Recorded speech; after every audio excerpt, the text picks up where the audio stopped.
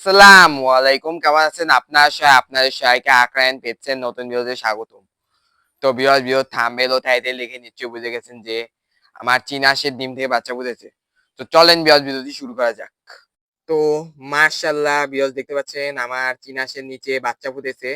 তো ওই যে বাচ্চা, তো মোট ২ টা বাচ্চা ফুটেছে। ২ টা বাচ্চা ফুটার কারণও আছে। মাত্র ৩ টা ডিম নিয়ে বইছিল। তো আমরা খেয়াল করিনি। তো ৩ টা ডিম নিয়ে বইসে গেছে। তো পরে দেখি ব্লাড হয়ে গেছে ৩ টা ডিমই। তো পরে হইছে কি, একটা ডিম ইন্দুরে নিয়ে গেছে, আর ২ টা ডিম ছিল। আর ২ টা ডিম থেকে ২ টা বাচ্চা ফুটছে। তো আলহামদুলিল্লাহ, দেখে খুশি হইলাম। তো ভাবছিলাম যে এর নিচেই রাখবো। পরে ভাবলাম যে না, এর নিচে রাখা যাবে না। এমনিতে হাঁসটা প্রচুর কাবু হয়ে গেছে। তো বাচ্চা নিয়ে থাকতে, থাকতে আরো কাবু হয়ে যাবে। তো এজন্য আমি ভাবছি যে এদের নিয়ে আলাদা করে ব্রিডিং এ করবো। তো যে জায়গায় আমি মুরগির বাচ্চা ব্রুডিং করতাম, ওই জায়গায় ব্রুডিং করব।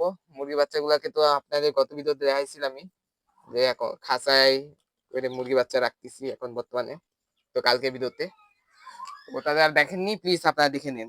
এই যে ভিউয়ার্স, দেখতে পাচ্ছেন বাচ্চা দুইটা উঠাই নিছি। তো এটা এখন আমি নিয়ে যাব যাব গাইস, দেখতে পাচ্ছেন বাচ্চা উঠাই নিছি। তো এটা নিয়ে যাব।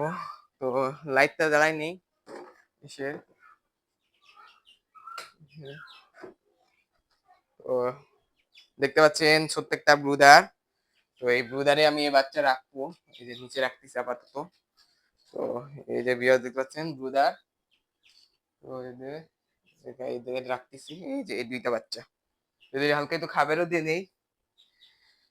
তো এই যে এই খাবার সোনালি আসতেটা। তো এর মধ্যে কিছু ভুট্টাও চলে গেছে। এই যে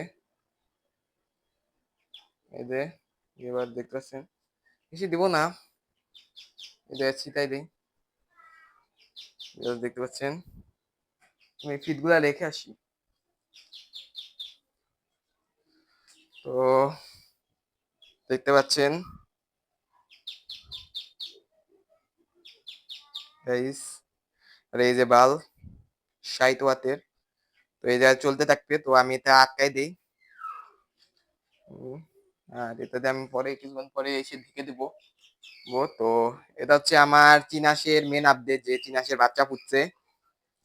তো আর ওই হাঁসের আপডেট আমি কালকে জানাবো। তো এই ছিল আজকের ভিডিও। আশা করি ভিডিওটি ভালো লেগেছে। ভিডিওটি ভালো লাগলে চ্যানেলটিকে সাবস্ক্রাইব করুন। আল্লাহ হাফেজ।